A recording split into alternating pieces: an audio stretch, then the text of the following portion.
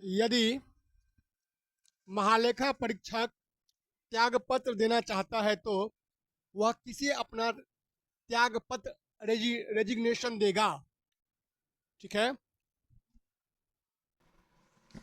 अगर लिखिए महालेखा परीक्षक त्यागपत्र देना चाहता है, रेजिग्नेशन देना चाहता है, रिजाइन अपनी नौकरी से चाहता है कि हम रिजाइन कर दें, हमने कोई नौकरी नहीं करना है, तो किसको त्यागपत्र देगा बताओ, किसको देगा? राष्ट्रपति को। किसको देगा? देखिए क्योंकि इसकी नियुक्ति कौन करता है? राष्ट्रपति। इसकी नियुक्ति भी कौन करता है? प्रेसिडेंट करते हैं। तो त्यागपत्र भी किसको देगा? लिखो आंसर, राष्ट्रपति को।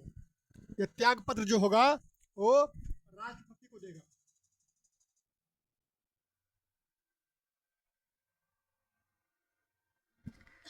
समझ आया जी? क्या बोले? त्यागपत्र किसको देगा जी? राष्ट्रपति को ही देगा, है ना। इसमें नोट में लिख लीजिए, नियंत्रक एवं महालेखा परीक्षक की नियुक्ति भी राष्ट्रपति करते हैं।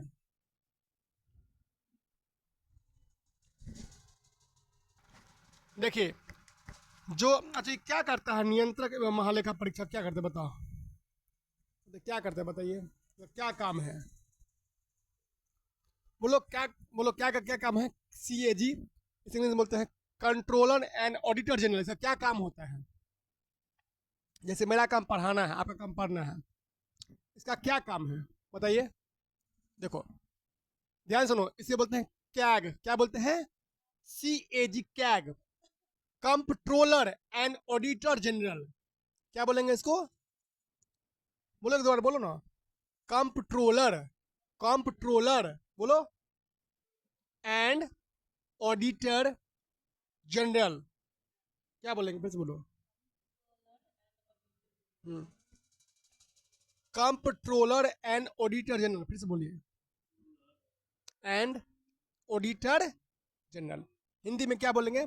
नियंत्रण एवं महालेखा परीक्षक। लिख लो, इंग्लिश में लिखो इसे, कंट्रोलर,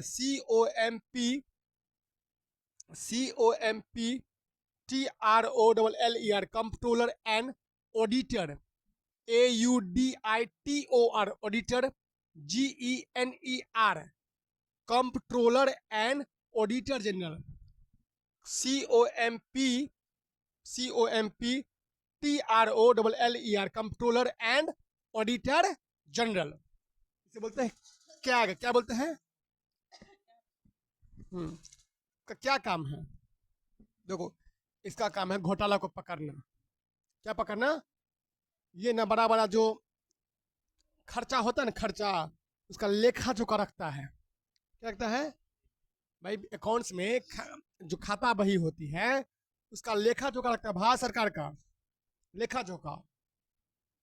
इतना पैसा ई मद में गया, इतना पैसा ई मद में, इतना पैसा ई मद में, समझे? तो इसका काम होता है यही, समझे? एक संवैधानिक पद होता है, समझे?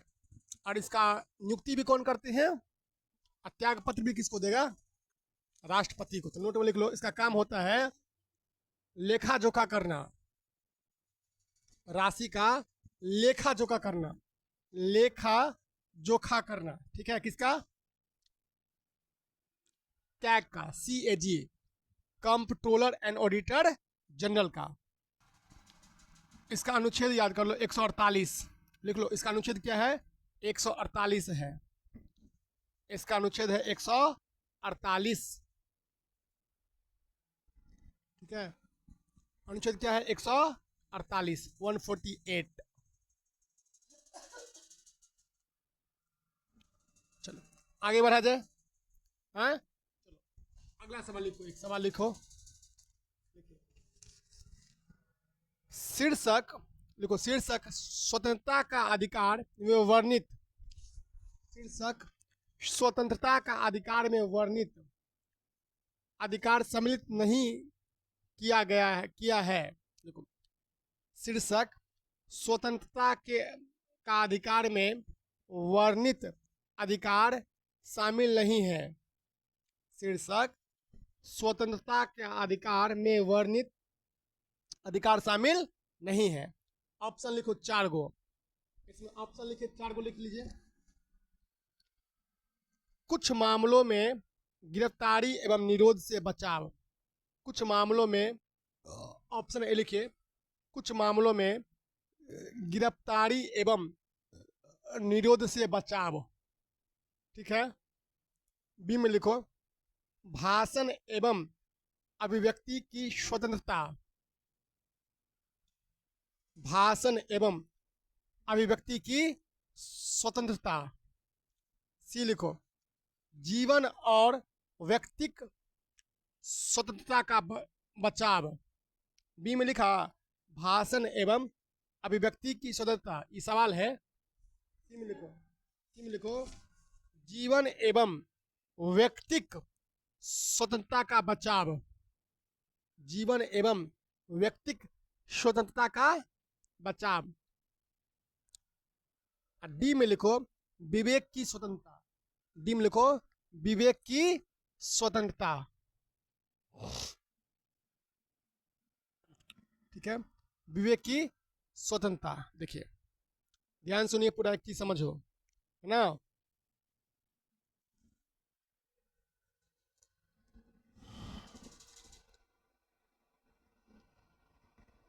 चलो ध्यान समझिए, सवाल कह रहा है स्वतंत्रता के अधिकार में कौन चीज शामिल नहीं है। तीन को चीज शामिल है, कौन एक चीज है शामिल नहीं है। क्या होगा आंसर, पहले वो सोचो, सोचिए आप लोग क्या शामिल नहीं है। अभी 4 ऑप्शन लिखा है, उसमें से स्वतंत्रता के अधिकार में क्या शामिल नहीं आता है। इधर ध्यान दो थोड़ा सा। देखिए बच्चों, कह रहा है कि स्वतंत्रता के अधिकार में तो कुछ मामले में क्या है पता है, गिरफ्तारी से रोक लगाया गया है। कुछ मामले में आपकी गिरफ्तारी नहीं होगी। जैसे एग्जाम्पल, कोई पुलिस वाला तुम्हारे पास आएगा, कहेगा चलो अंदर, यू आर अंडर अरेस्ट, तो निकलो, चल जेल में चलो। तुम जेल में चले जाओगे? नहीं। क्या करेंगे उस समय? क्या करेंगे? पुलिस, अगर हम पढ़ा रहे हैं कोचिंग यहाँ पर, हम बैठे हुए हैं, कुछ भी करें, सो रहे हैं, पुलिस गेट खोलती है, चलो अब तुम्हारा जेल होगा तुमको। अब तो हम बोलेंगे मेरा दिखाओ, मेरा जुर्म दिखाओ, FIR रिसीट दिखाओ, जो हमको तुम वारंट दिखाओ, शो मी योर वारंट। क्या दिखाओगे? वारंट दिखाओ। वारंट दिखाएगा, फला फला केस में, फला फला क्राइम में आपको जेल गया है, तो हम जेल चले जाएंगे। ऐसे नहीं कि कोई भी आदमी आएगा उठा के लेके चला जाएगा, ऐसा नहीं है। इसीलिए कहा गया है कुछ मामलों में गिरफ्तारी और निरोध से संरक्षण है। समझे बात? आया समझ में? तो ये अनुच्छेद 22 में लिख लो वहां पर, ये जो लिखे हो ऑप्शन ए अनुच्छेद 22 में आता है। ठीक है, अनुच्छेद 22 में आता है। ठीक है, किसमें आएगा अनुच्छेद? ये पहला ऑप्शन किसमें आएगा जी?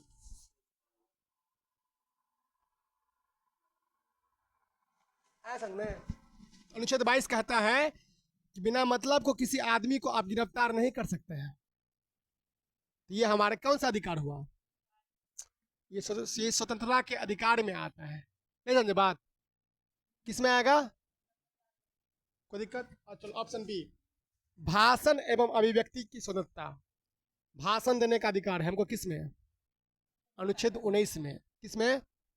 देखिए ये अनुच्छेद 19 में आता है, भाषण, भाषणबाजी जो होता है अनुच्छेद 19 में आता है। ठीक है,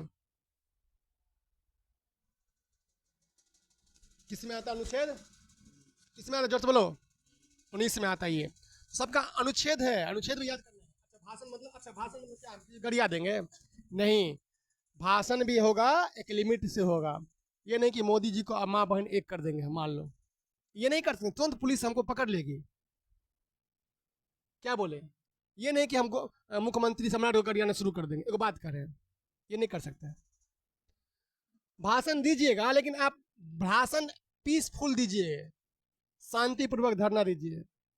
ये नहीं कि आप जो है किसी के साथ अब्यूजिव लैंग्वेज यूज करना शुरू कर दिए, गंदा लैंग्वेज, आपको अरेस्ट हो जाएंगे आप।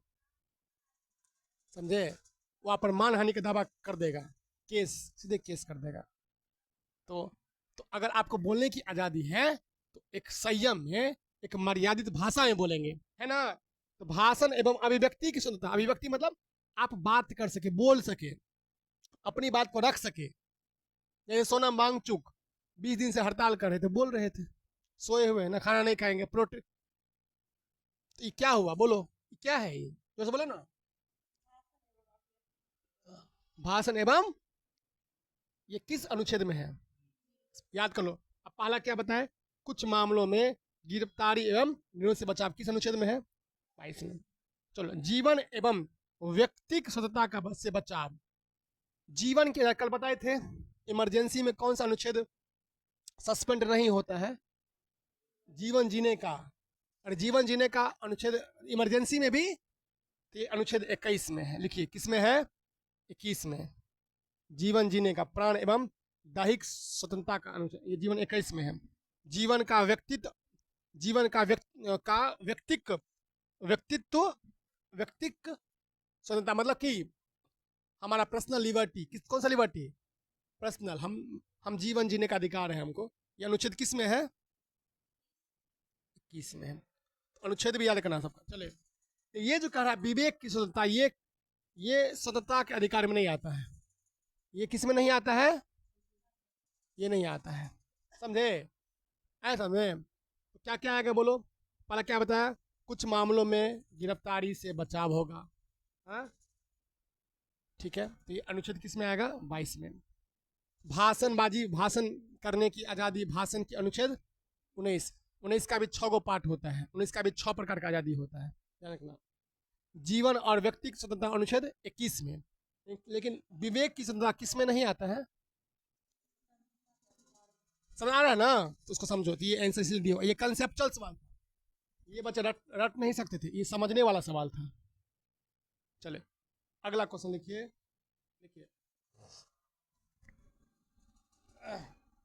देखो बच्चों, समानतः संपूर्ण महत्वपूर्ण नियम लिए जाते हैं, समानतः संपूर्ण महत्वपूर्ण नियम लिए जाते हैं।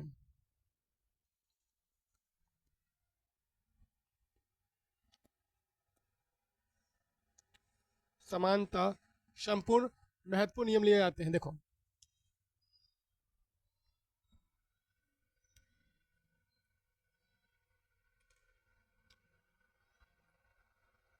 कोई दिक्कत, ऐसा नहीं, चलो बोलो, संपूर्ण नियम कौन लेता है बताओ।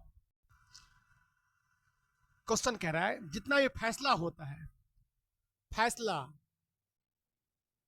फैसला कौन लेते हैं, फिर समझो ऑप्शन, क्या वो मंत्री परिषद के द्वारा होता है या कैबिनेट के द्वारा होता है, लो दूगो एगो ऑप्शन देते हैं, बताओ, ए या बी, मंत्री परिषद के द्वारा या कैबिनेट के द्वारा, बताओ किसके द्वारा, कैबिनेट। कैबिनेट क्या होता है, तो कैबिनेट की हुई है, बताइए ना, हाँ देखो, देखिए, कैबिनेट का मतलब होता है मंत्रिमंडल, बोलो बढ़ दियो, बोल बढ़ दो, कैबिनेट का मतलब क्या होता है, हाँ तुम सही बोल रहे थे, प्रधानमंत्री के संग संग, देखिए प्रधानमंत्री के संग में जितने भी मंत्री होते हैं, उन सबका एक छोटा सा समूह जो होता है, क्या कहते हैं, कैबिनेट, क्या बोलेंगे इसे, मंत्रिमंडल, क्या कहते हैं, आंसर लिखो, मंत्रिमंडल द्वारा,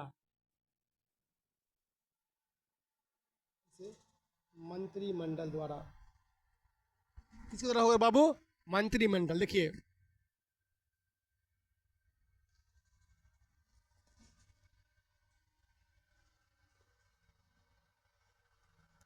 देखिए, ध्यान से क्या बता रहे हैं, मंत्री परिषद के अंदर मंत्रिमंडल आता है, किसके अंदर, मंत्री परिषद के अंदर क्या आता है, मंत्रिमंडल, मंत्रिमंडल जिसे कैबिनेट कहते हैं, वही पूरा फैसला लेता है, समझे, नोट में लिखो, लिखिए, मंत्री परिषद के अंदर एक छोटा और अधिक शक्तिशाली समूह होता है, मंत्री परिषद के अंदर एक छोटा और अधिक शक्तिशाली समूह होता है, जिसे हम कैबिनेट, मंत्रिमंडल कहते हैं। मंत्री परिषद के भी अंदर एक छोटा और अधिक शक्तिशाली समूह होता है, जिसे हम कैबिनेट, कैबिनेट मतलब मंत्री मंडल कहा जाता है, लिखा, मंत्री मंडल कहा जाता है, कोई दिक्कत, ऐसा में, अच्छा, सरकार के सभी प्रमुख नीतियों और निर्णयों, राष्ट्रीय निर्णयों को कैबिनेट के बैठक में ही, देखिए सरकार की सभी प्रमुख नीतियों नीतियों नीतियों लिखा, सरकार की सभी प्रमुख नीतियों लिखा और महत्वपूर्ण राष्ट्रीय निर्णयों को कैबिनेट के बैठक में ही अंतिम रूप दिया जाता है। प्रमुख नीतियों और प्रमुख नीतियों और महत्वपूर्ण राष्ट्रीय निर्णयों को कैबिनेट की बैठक में ही अंतिम निर्णय दिया जाता है। देखो, सरकार की जितनी भी ये है ना नीति है, ध्यान दीजिए, समझिए, इधर ध्यान सुनिए, सरकार की जितनी भी नीति होती है वो कैबिनेट पास करती है। कौन पास करेगी? कैबिनेट। समझ आया? अच्छा, जैसे एग्जांपल, इधर ध्यान सुनो, कैबिनेट का मतलब मंत्रिमंडल। क्या बोला? तो याद कर लीजिए। इधर की इधर ध्यान दो, बात नहीं करी, सुनो, समझिए, महत्वपूर्ण रूल। कैबिनेट का मतलब होता है मंत्रिमंडल। जैसे एग्जांपल मैं बताता हूँ, एक एग्जांपल, जैसे हम लोग का अभी ट्रांसफर होने वाला है, हम लोग का भी ट्रांसफर होने वाला, सच बता रहे हैं। तो ट्रांसफर होने के लिए पहले पता है सम्राट चौधरी कैबिनेट का मीटिंग करता है। क्या कैबिनेट का क्या किया? मीटिंग। उस मीटिंग में साइन किया मुख्यमंत्री, अपना कैबिनेट का मीटिंग का साइन किया, है ना? ध्यान दीजिए, वो साइन जब तक नहीं होगा तब तक नीति नहीं बनेगा। तो कैबिनेट मतलब मंत्रिमंडल जब तक क्या नहीं करेगा, मंत्रिमंडल के हेड राज्य में होते हैं कौन? मुख्यमंत्री। केंद्र में क्यों होते हैं? पीएम। कौन होते हैं? पीएम, प्रधानमंत्री। तो राज्य में अगर कोई निर्णय लेगा तो उसका हेड होता है मुख्यमंत्री। कौन होता है? कौन है मुख्यमंत्री बिहार में? Happy debit minister. Happy debit minister, उसको क्या बोलते हैं? हैप्पी डेबिट को कहता है हैप्पी डेबिट। कौन पगला खड़ा है? Happy debit. समझे? याद कर लीजिएगा, कोई दिक्कत? बताओ, एक ही बताइए, मंत्री परिषद और मंत्रिमंडल में क्या अंतर है? बताओ, मंत्री परिषद में और मंत्रिमंडल में कोई बताओ क्या अंतर है? ऑप्शन है, मंत्री परिषद भी था ना, एक है मंत्रिमंडल, दोनों में क्या अंतर है कोई बताओ? देखिए, ध्यान सुनो, ये बहुत कंसेप्चुअल सवाल, ध्यान सुनो, ध्यान सुनिए। तो जो भी बैठक का मतलब मैंने बोला ना, जो भी अंतिम निर्णय होता है कौन करता है? मंत्रिमंडल। कौन करता है? मंत्रिमंडल करता है, ना कि मंत्री परिषद द्वारा। अच्छा सुनो, बताते हैं। हालांकि देखो, पूरी बात समझो, मंत्री परिषद बड़ा, इसमें 3 तरह का मंत्री आता है, अभी समझाएंगे, अंतर समझो, ये दोनों बहुत बढ़िया समझो।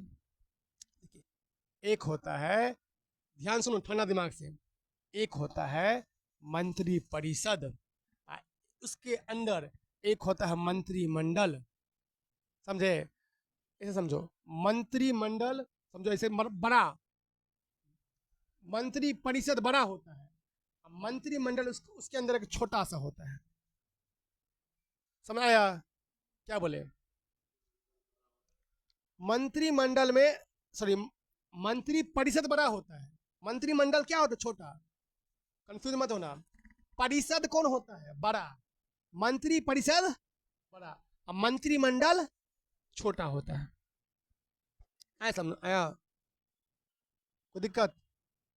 बोलो, कौन बड़ा होता है? मंत्री परिषद बड़ा, अब मंत्री मंडल क्या होता है? छोटा होता है। कोई दिक्कत है? बोलो ना जी। देखिए, अच्छा, मंत्री परिषद में 3 प्रकार के मंत्री होते हैं। कितने प्रकार के मंत्री? एक होता है कैबिनेट मंत्री। कौन होते हैं? जैसे जैसे जैसे मान लो अमित शाह है, वो कौन मंत्री है भाई? गृह मंत्री है, कैबिनेट मंत्री हुआ। एक होता है राज्य मंत्री। क्या होता है? राज्य मंत्री। ठीक, इसे स्वतंत्र प्रभार कहते हैं। क्या कहते हैं? स्वतंत्र प्रभार। एक होता है राज्य मंत्री, देखो, एक हो गया केंद्र, एक हो गया कैबिनेट, कैबिनेट मंत्री, एक हो गया राज्य मंत्री, एक राज्य मंत्री स्वतंत्र प्रभार। ये तीनों मिलके क्या बनता है? नहीं, मंत्री परिषद। कैबिनेट में सिर्फ कैबिनेट मंत्री होगा। कैबिनेट में कौन होगा? देखो, कैबिनेट में कैबिनेट मंत्री होगा, मंत्रिमंडल में सिर्फ कैबिनेट मिनिस्टर होगा। अब वही लेता है निर्णय। आया समझ में? क्या? लिखो तुम लोग, लिखोगे समझ में आएगा, लिखिए। थोड़ा सा तुम लोग का दिमाग स्लो है, घर पे भी कुछ बात समझ में आएगा, लिखो। लिखिए, मंत्री मंत्री परिषद एक बहुत बड़ा निकाय है।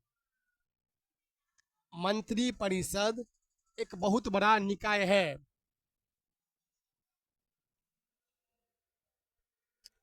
एक बहुत बड़ा क्या है? निकाय है। लिखिए, मंत्रिमंडल, मंत्रिमंडल, क्या बोलेंगे? मंत्रिमंडल एक छोटा निकाय है। मंत्रिमंडल एक छोटा निकाय है। मंत्रिमंडल कौन निकाय है? छोटा निकाय है, छोटा है, बच्चा है। ये देखो, इधर समझो, ये मंत्री, ये हुआ मंत्रिमंडल। हम लोग क्या पूरा क्या हो गया? मंत्री परिषद बहुत बड़ा।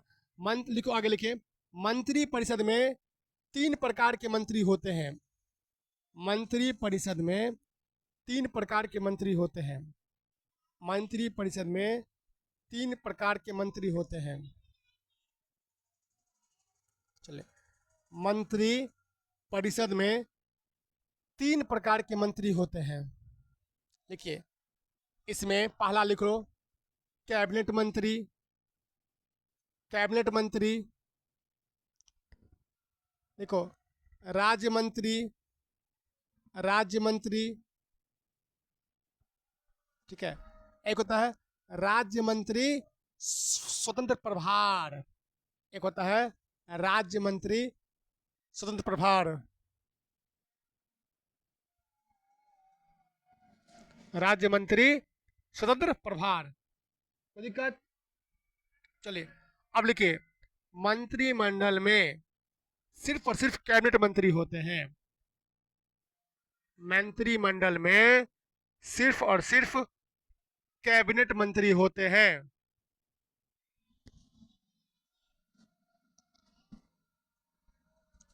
कोई दिक्कत? कौन होते हैं? मंत्रिमंडल में सिर्फ कौन मंत्री होते हैं? कैबिनेट मिनिस्टर होते हैं। समझ आया? क्या बोले, फिर से बोलो। मंत्रिमंडल में सिर्फ और सिर्फ कौन मंत्री? कैबिनेट मंत्री। मंत्रिमंडल में सिर्फ और सिर्फ। अब मंत्री परिषद में क्या होता है? कैबिनेट मंत्री, राज्य मंत्री, राज्य मंत्री स्वतंत्र प्रभाव प्रभार। तीनों मंत्री मिलके क्या बनते हैं? मंत्री परिषद बनता है। आए समझी? हाँ, चलो ना, बढ़िया समझी, ठीक। अब देखो, अब हम बात करते हैं। अच्छा, तो फैसला कौन लेगा? कैबिनेट। फैसला कौन लेगा? अच्छा, कैबिनेट का हेड कौन होता है? प्रधानमंत्री। केंद्र में कैबिनेट का हेड पीएम, और राज्य में कैबिनेट का हेड। चलो, एक लाइन लिख लो, थोड़ा सा लिखो। लिखिए, लिखो, नोट नोट में लिख लो, नोट में लिखिए, मंत्री परिषद को अंग्रेजी में काउंसिल ऑफ मिनिस्टर्स कहते हैं। COUNCIL। मंत्री परिषद को अंग्रेजी में काउंसिल ऑफ मिनिस्टर्स कहते हैं। ठीक है, क्या लिखा? काउंसिल ऑफ मिनिस्टर्स कहते हैं। और मंत्रिमंडल को इंग्लिश में कैबिनेट कहते हैं। और और मंत्रिमंडल को अंग्रेजी में कैबिनेट कहते हैं। क्या कहते हैं? कैबिनेट। फर्क आया समझ में? समझ आया जी? क्या बोले? बोलो बोलो। चलिए, फिर समझ दो एक बार। कंफ्यूज मतलब हो, देखो बच्चों सुनिए, मंत्री परिषद बड़ा होता है, इसमें 3 प्रकार के मंत्री होते हैं, कैबिनेट मंत्री, राज्य मंत्री स्वतंत्र प्रभार। लेकिन दूसरी तरफ जो मंत्रिमंडल होता है, जिसे कैबिनेट कहते हैं, इंग्लिश में CABINET, उसमें सिर्फ और सिर्फ कौन मंत्री होते हैं? कैबिनेट मंत्री होते हैं। यही फैसला लेता है। ये क्या लेता है? अच्छा, कैबिनेट का हेड कौन होता है? PM CM। केंद्र में कौन? PM। लिख लो, नोट में लिखिए, लिखो मंत्रिमंडल का प्रमुख, केंद्र में प्रधानमंत्री होते हैं। मंत्रिमंडल का केंद्र में प्रमुख प्रधानमंत्री होते हैं, और और और और राज्य में कौन होते हैं? CM। राज्य में CM होते हैं। ठीक है। एक धन विधेयक और एक वित्त विधेयक में यह अंतर है कि एक धन विधेयक और एक वित्त विधेयक में यह अंतर है कि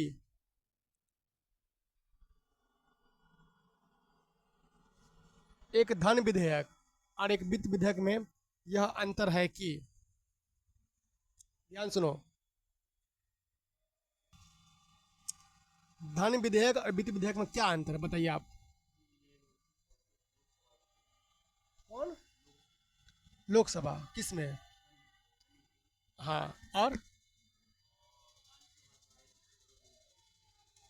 हाँ, देखो सही करो, सुनिए का नहीं, देखो समझा, देखो ध्यान सुनो, अंतर तुम तो सिर्फ धन विधेयक के बारे में बताया, अंतर तो नहीं बताया।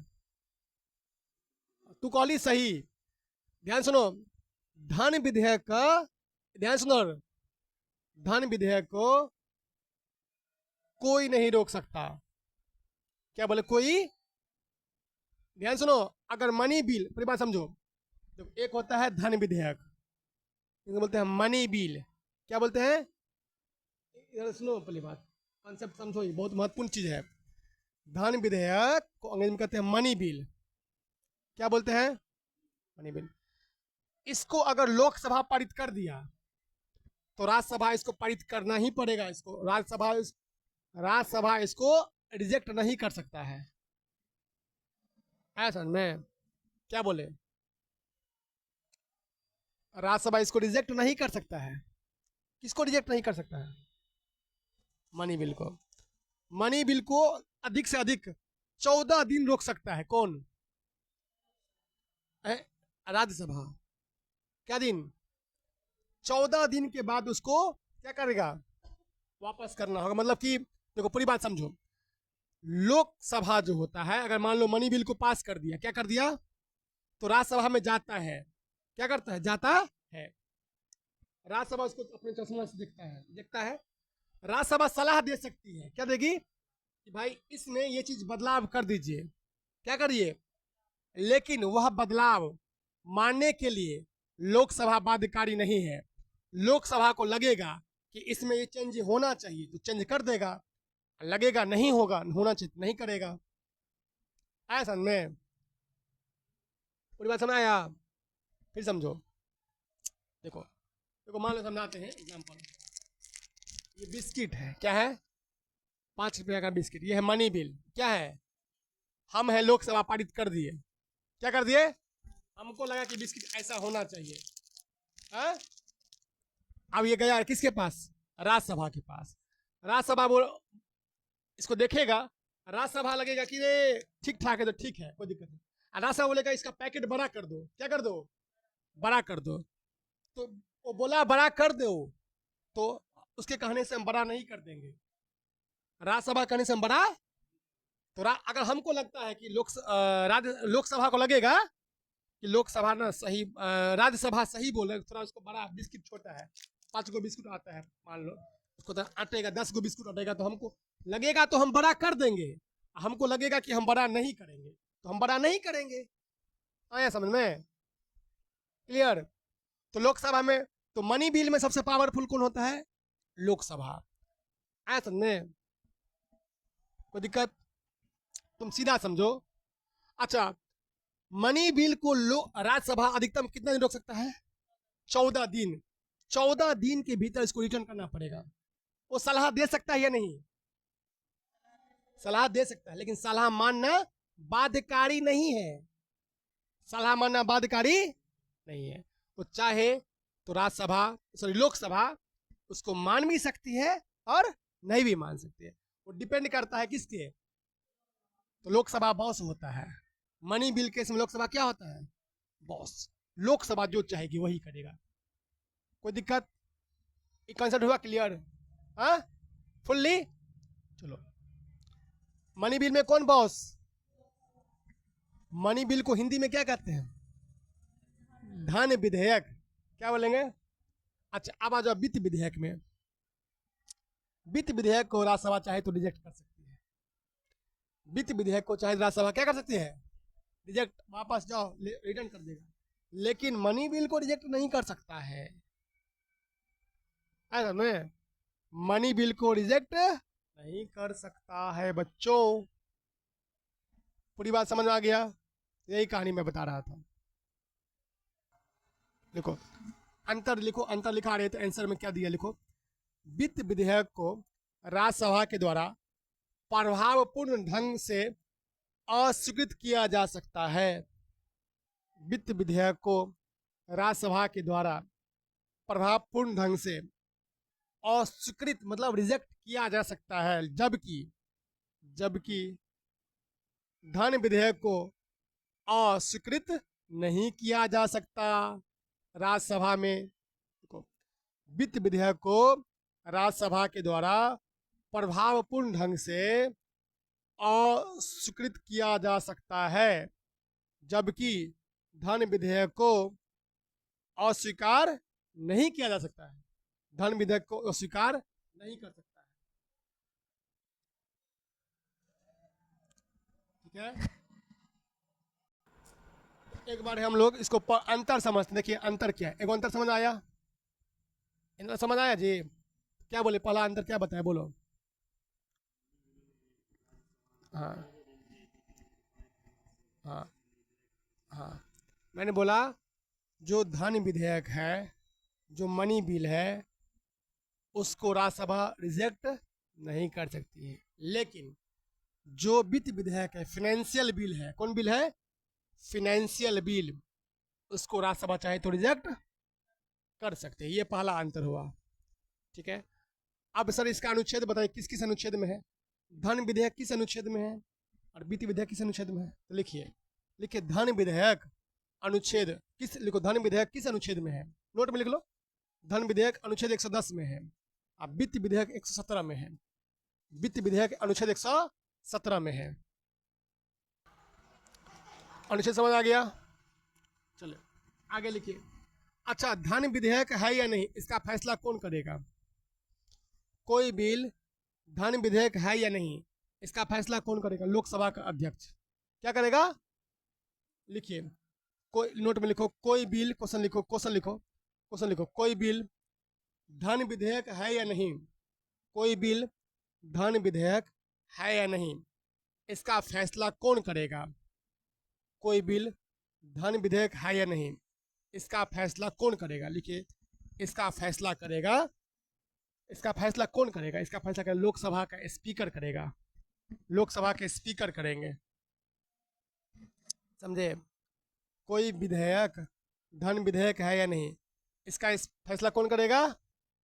लोकसभा का स्पीकर। लेकिन वित्त विधेयक के लिए कोई ऐसा नहीं है, प्रूफ की जरूरत नहीं होती। समझ आया?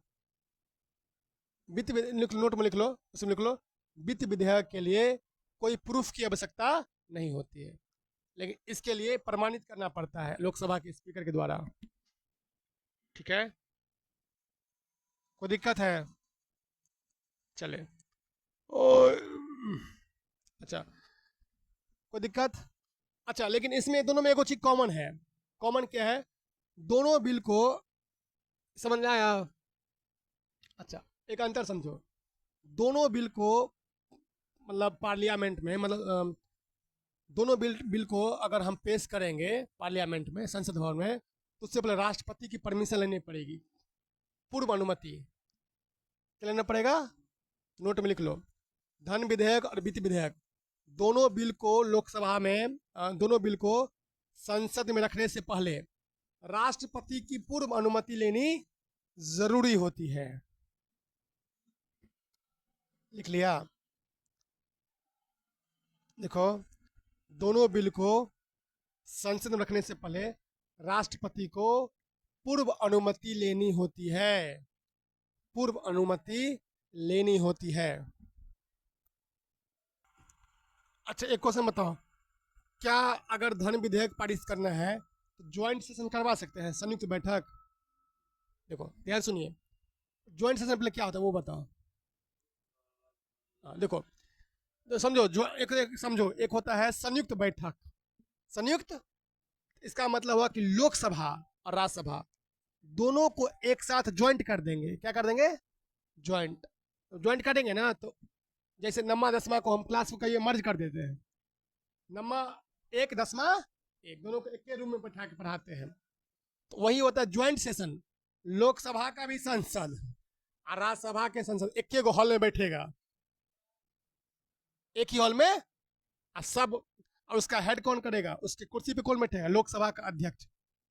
लोकसभा का एक क्वेश्चन पूछता है कि जब ज्वाइंट सेटिंग होती है, जब संयुक्त बैठक होती है, तो उसकी अध्यक्षता कौन करेंगे? लोकसभा के अध्यक्ष। अनुच्छेद 118(4) में लिखा है ये बात। किस में लिखा है? 118(4) में। अच्छा, ज्वाइंट सेशन बुलाने का अधिकार किसको है? राष्ट्रपति को, अनुच्छेद 108 में बोला गया है।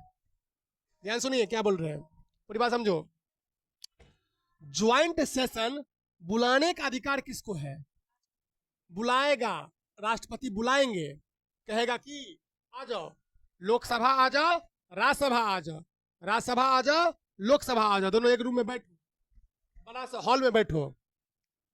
ठीक है, कौन बुलाएगा?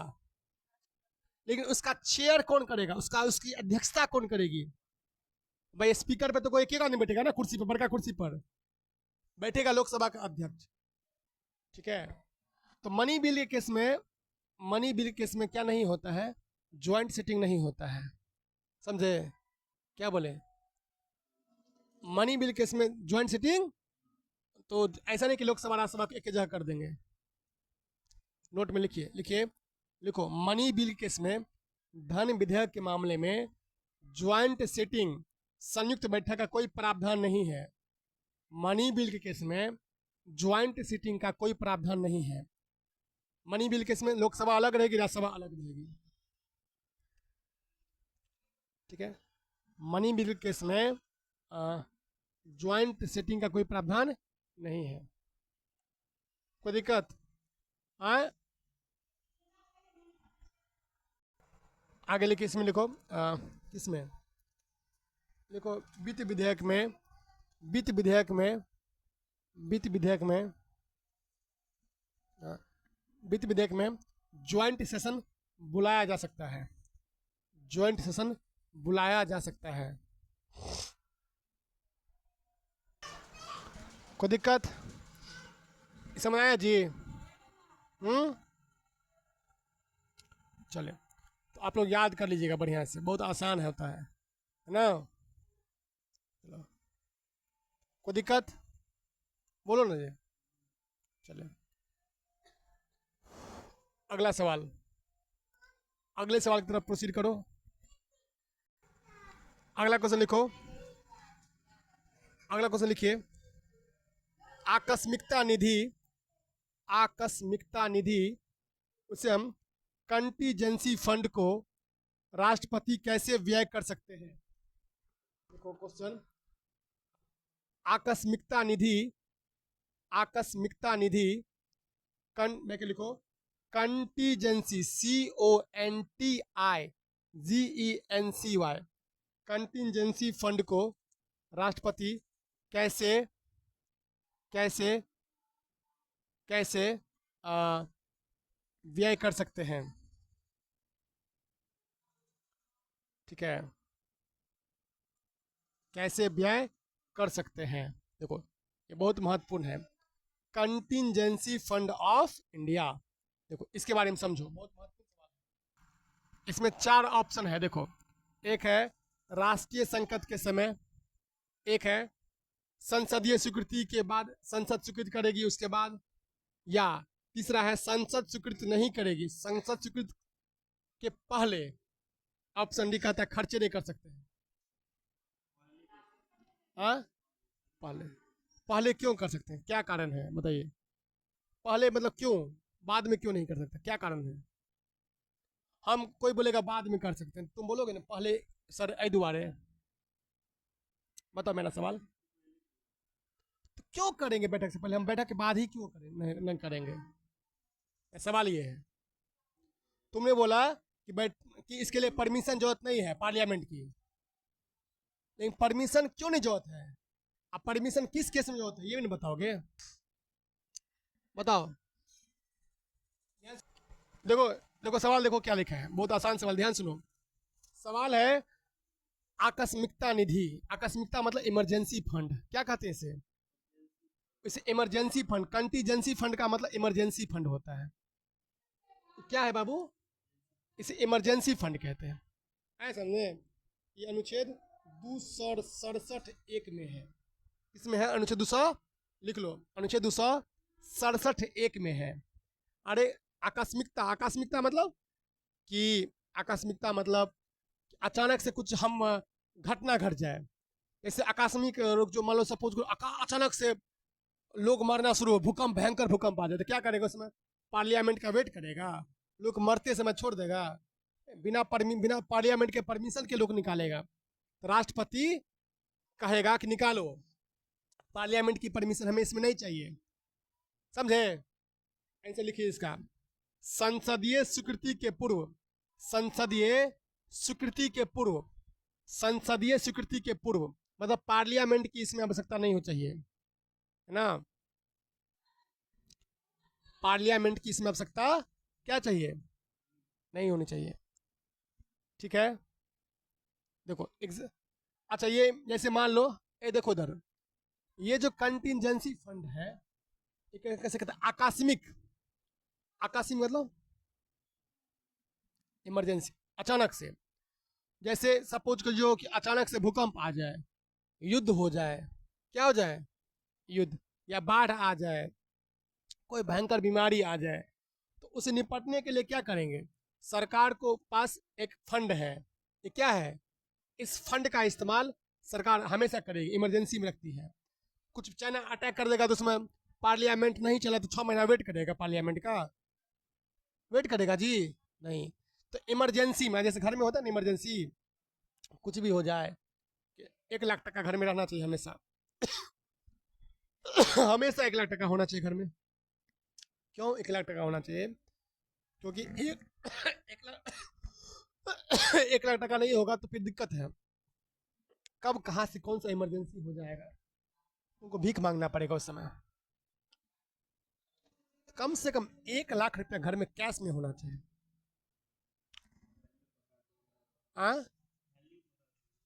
उस समय पैसा का वैल्यू पता चलता है कि 1 लाख टका नहीं रहेगा ना, तो बोले बाप रे बाप क्या कमाए, थूक फेंक दोगे उस पर। समझे? तो वही बात होता है केंद्र सरकार के पास भी। केंद्र सरकार कुछ फंड को रखती है। कितना फंड रखती है बताना तुम लोग, कितना फंड है अभी मोदी के पास, कितना फंड अभी रखा है इसके लिए?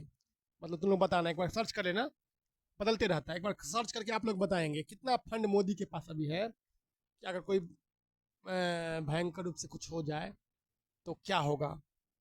समझे? तो ये, तो लिख लो, इस लिखो, आकस्मिक निधि का उपयोग हम लोग अचानक से होने वाले कोई बीमारी, बाढ़, बाढ़, युद्ध के समय होता है, युद्ध के समय होता है। आकस्मिक निधि का यूज हम लोग कोई कोई अचानक से होने वाला बाढ़, भूकंप या युद्ध की स्थिति, कोई आपदा आ जाए, संकट आ जाए अचानक से, उस केस में होना चाहिए। कोई दिक्कत? क्या बोले? उस केस में आपके पास क्या होना चाहिए बोलो? हाँ हाँ, ये आकस्मिक फंड होना चाहिए। आया समझ में? कौन सा फंड? आकस्मिक फंड। आकस्मिक फंड का मतलब होता है इंग्लिश में इमरजेंसी फंड को कंटी कंटिजेंसी फंड क्या कहते हैं? कंटिजेंसी फंड कहते हैं। याद हो गया? समझ आ रहा है कॉन्सेप्ट? किस अनुच्छेद में है? अनुच्छेद 267 1 में है। किसमें है जी?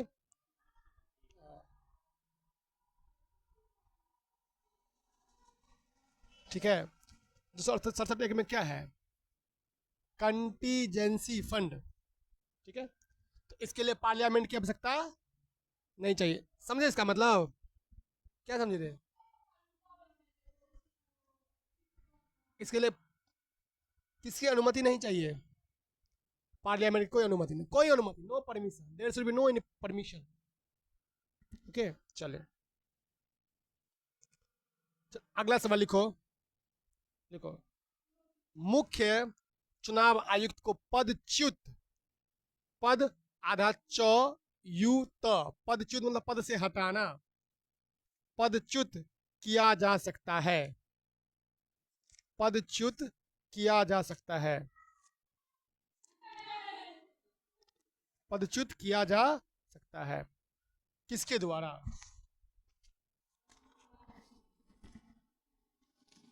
पदच्युत किया जा सकता है।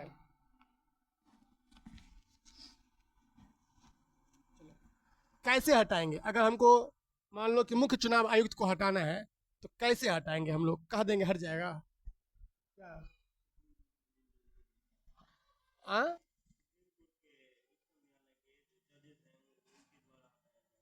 जज के द्वारा नहीं हटा सकता है। जज नहीं, देखो, जो जज को हटाने की प्रक्रिया है वही प्रक्रिया किसकी है? ये तुम बोलो, तुम यही शायद बोलना चाहते थे। ध्यान सुनो, ध्यान सुनो। अगर इसको हटाना हो, किसको? किसको? मुख्य चुनाव आयुक्त कौन है? अभी मुख्य चुनाव आयुक्त ज्ञानेश कुमार। कौन है? ज्ञानेश कुमार। ध्यान दो उधर।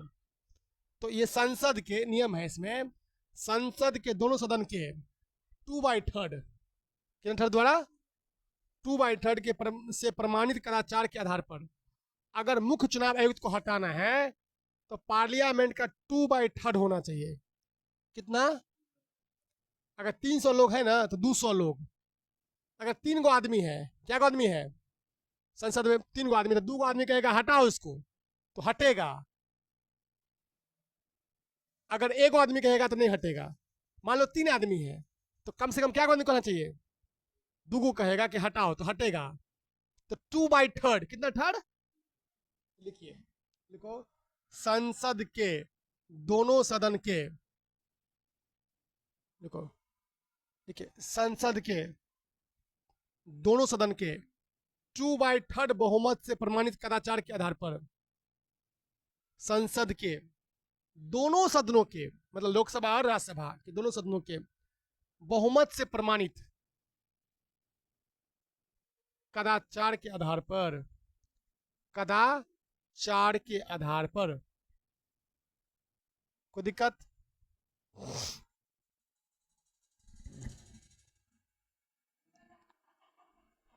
ठीक है, सुनाया जी क्या बोले? क्या?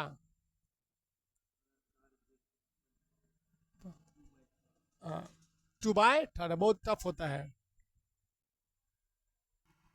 यहाँ देखो एक चीज समझिए, इसको हटाने के लिए एक चीज शर्त है कि कम से कम दोनों सत्र को क्या करेंगे? ज्वाइंट करेंगे। तो कितना? 2/3 कितना? मतलब कम से कम 2/3 होना चाहिए। ठीक है, मुख्य चुनाव आयुक्त को हटाने का लिख लो, नोट में लिखो, इसको हटाने की प्रक्रिया सुप्रीम कोर्ट के जज के हटाने की प्रक्रिया के बराबर है। मतलब इसको हटाने की प्रक्रिया जो है, जो सुप्रीम कोर्ट को जज के हटाने की प्रक्रिया, इसको हटाने की प्रक्रिया दोनों सेम ही है। ठीक है, 2/3 तो हो गया, लेकिन यहाँ पे समझना, मान लो कि उसमें जितना लोग आए हैं, मान लो कि सब लोग, कुछ लोग छुट्टी पे भी होता है ना, कुछ संसद क्या होता है, कुछ मान लो किसी कोई मर ही गया उस दिन, तो या किसी को कोई काम ही हो तो क्या करेगा? इसलिए कहा, एक लाइन लिख लो, नोट में लिखो, उपस्थित और मतदान करने वाले सदस्यों का कम से कम उपस्थित और मतदान करने वाले सदस्यों का कम से कम 2/3 2/3 बहुमत, उपस्थित और मतदान करने वाले सदस्यों का कम से कम 2/3 बहुमत, उपस्थित और मतदान करने वाले सदस्यों का कम से कम कितना तिहाई? 2/3। कितना तिहाई? 2/3, 2/3। ठीक है, समझ आ गया क्या बोले? अच्छा, इसकी प्रक्रिया शुरू कैसी होगी? अच्छा, प्रक्रिया तो शुरू कैसी होगी? क्या अच्छा, मान लो हटाना होगा तो अचानक हो जाएगा? नहीं, क्या प्रक्रिया है? तो देखो, कम से कम कितना संसद कम से कम लिख के देगा तब स्वीकृत होगा? कम से कम, पूरी बात समझो। अगर इसको हटाना है, किसको हटाना है? मुख्य चुनाव आयुक्त को। तो क्या प्रक्रिया, कम से कम शुरुआत कैसे हो? देखो, पहले मान लो किसी पर केस होता है। क्या होता है? पुलिस केस लिखती है, पुलिस आती है, जांच करती है, तब उसको गिरफ्तारी होता है, तब जज के पास जाता है, जज सुनता है दोनों पक्षों को, तब जाके अपना फैसला देता है, तब उस आदमी को जेल होता है। तो इसमें क्या है? डायरेक्ट खुलेगा, 2/3 हो जाएगा? क्या प्रक्रिया है? देखिए, इसके लिए प्रक्रिया है, कम लोकसभा में कम से कम 100 सांसद, कितने सांसद लिखित में देगा, और राज्यसभा कितने सांसद? 50 लिखित में देगा, तब जाकर उसको होगा। ऐसा नहीं, कम से कम कितना? 100। हाँ, लोकसभा का कितना? 100, राज्यसभा का 50 लिखित में देगा लोकसभा के, मतलब वहां पर, तब जाकर इसको क्या होगा? इस पर हटाने की प्रक्रिया क्या होगी? शुरू होगी। लिखिए, देखो, मुख्य चुनाव आयुक्त और सुप्रीम कोर्ट के जज को हटाने की प्रक्रिया के लिए कम से कम कम से कम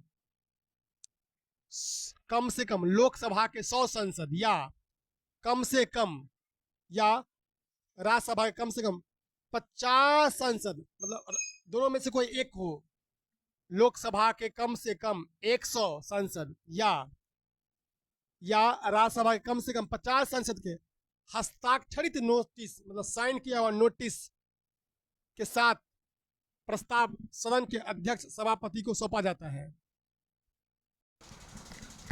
चलो, तो हटाने की प्रक्रिया कैसे शुरू होगी?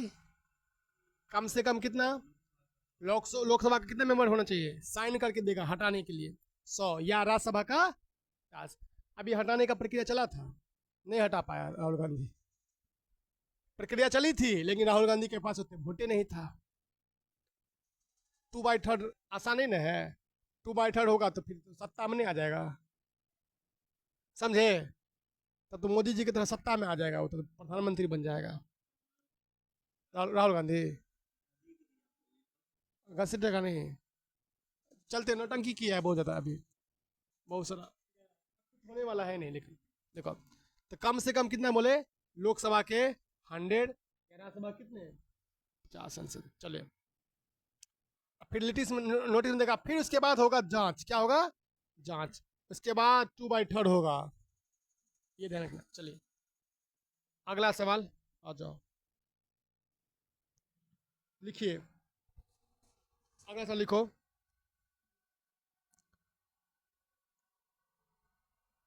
देखिए बच्चों, क्वेश्चन, संविधान निर्मात्री परिषद की झंडा समिति के अध्यक्ष कौन थे? झंडा समिति के अध्यक्ष कौन थे? झंडा समिति जो बना था, फ्लैग समिति, उसके अध्यक्ष कौन थे? डॉक्टर राजेंद्र बाबू। राजेंद्र बाबू जो राजेंद्र प्रसाद जी थे, वो झंडा समिति के अध्यक्ष थे। याद कर लीजिए, झंडा समिति के अध्यक्ष कौन थे? हाँ, मतलब इसे तदर्थ झंडा समिति भी कहा जाता है। ठीक है, अच्छा, ये राजेंद्र प्रसाद संविधान सभा के अध्यक्ष भी थे, ये लिख लो, संविधान सभा के अस्थाई अध्यक्ष भी थे, संविधान सभा के परमानेंट अध्यक्ष भी थे, है ना? समाया जी क्या बोले? अच्छा ये लिखिए, ये 3 समिति के और अध्यक्ष थे, लिख लो, लिख लो, 3 समिति के लिख लो। प्रक्रिया निर्माण नियम समिति लिखो, प्रक्रिया नियम समिति, प्रक्रिया नियम समिति मतलब रूल्स ऑफ प्रोसीड्यूर कमिटी। प्रक्रिया नियम समिति के अध्यक्ष कौन थे? आगे लिखो, संचालन समिति, सेकंड लिखिए संचालन समिति, थर्ड लिखो वित्त एवं कार्य कर्मचारी समिति, थर्ड वित्त एवं कर्मचारी समिति के अध्यक्ष भी थे। 4 समिति के अध्यक्ष थे, झंडा समिति, प्रक्रिया नियम समिति, संचालन समिति और वित्त एवं कर्मचारी समिति। वित्त एवं कर्मचारी समिति के अध्यक्ष भी कौन थे? राजेंद्र बाबू। चले, वित्त एवं कर्मचारी समिति क्या बोले? अच्छा इन्हें बिहार का गांधी भी कहते हैं। किन्हें? कोई पूछेगा, बीपीएससी पूछा है बिहार गांधी किसे कहते हैं, लिख लो एक बार। किसे बिहार गांधी कहते हैं, किसे कहते हैं? राजेंद्र बाबू को बिहार का गांधी, ये बिहार गांधी है, बिहार के गांधी, लिख लो बिहार के गांधी, ठीक है। अफ्रीका गांधी किसे कहते हैं, बोलो? अफ्रीका गांधी नेल्सन मंडेला, समझे? लिख लेना, एग्जाम पूछता है। अफ्रीका गांधी किस कौन है? Nelson Mandela. और सीमांत गांधी खान अब्दुल गफार खान। सब पूछता है एग्जाम में बहुत ज्यादा। आगे एग्जाम में बढ़िया से समझ आ गया, बोलो। तो झंडा समिति के अध्यक्ष कौन थे बाबू? राजेंद्र बाबू थे। डॉक्टर राजेंद्र कौन थे झंडा समिति के अध्यक्ष? चलो हाँ, अगला क्वेश्चन लिख लो, हो जाएगा, नौकरी लेते रहना नौकरी। चलो तो पहले हम टाइम चेंज करें, अब हम टाइम अति करेंगे। चलो तो मत पढ़ो, सीधी बात। चलिए तो क्या बता रहे थे, देखो हम बताएं कि झंडा समिति के अध्यक्ष कौन थे? राजेंद्र प्रसाद। याद करना, झंडा समिति राजेंद्र प्रसाद। और इसके अलावा 3 समिति था, याद कर लेना। प्रक्रिया नियम समिति, कौन समिति? प्रक्रिया नियम समिति। फिर संचालन समिति, थर्ड है वित्त एवं कर्मचारी समिति। और बिहार का गांधी कौन है? राजेंद्र प्रसाद। और संविधान सभा के अस्थाई अध्यक्ष भी कौन थे? अस्थाई अध्यक्ष कौन थे? हाँ वेरी गुड, अस्थाई अध्यक्ष डॉक्टर सच्चिदानंद सिन्हा। लिखो इसको, लिखो संविधान सभा के अस्थाई अध्यक्ष थे डॉक्टर सच्चिदानंद सिन्हा जी थे। अस्थाई मतलब थोड़ी देर के लिए, अस्थाई बाद में। अस्थाई अध्यक्ष कौन बने थे? राजेंद्र बाबू बने थे, जिनका जन्म हुआ था जीरादेई, सिवान में। कहां पर? जीरादेई में, ठीक है। सिवान में कहां पर? जीरादेई में। चलिए अगला क्वेश्चन लिखिए, भारतीय संविधान में अवशिष्ट शक्तियां किनके पास, किसमें सन्निहित है? जो अवशिष्ट शक्तियां होती है किन में होती है? हाँ संसद में, वेरी गुड, केंद्र में यानी संसद में, संसद में, पार्लियामेंट। अवशिष्ट शक्तियां क्या होती है?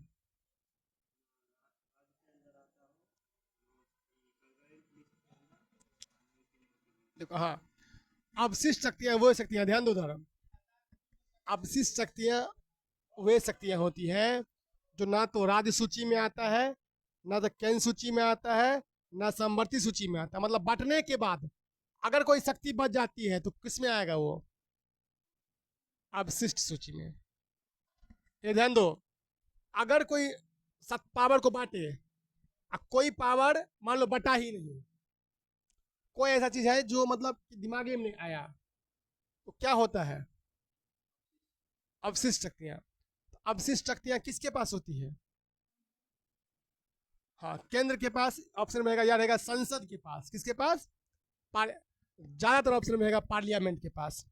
लिख लिए, भारतीय संविधान में अवशिष्ट शक्तियां किसके पास होती हैं? संसद के पास। इसे रेसिड्यूरी पावर क्या कहते हैं? रेसिड्यूरी पावर कहते हैं। रेसिड्यूरी पावर इंग्लिश में बोलते हैं रेसिड्यूरी पावर। ठीक है, याद रहेगा जी।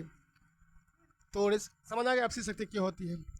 जो ना तो केंद्र के पास ना, जो ना तो केंद्र सूची में, राज्य सूची में, ना समवर्ती सूची में, बांटने के बाद अगर कोई शक्ति बच जाती है तो वो कहलाती है अवशिष्ट शक्ति। और किसके पास होती है? पार्लियामेंट के पास।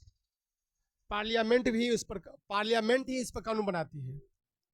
ठीक है, चलिए, कोई दिक्कत? हाँ, तो टाइम भी हो गया। देखो, रहने दो, इतना क्या, चलो।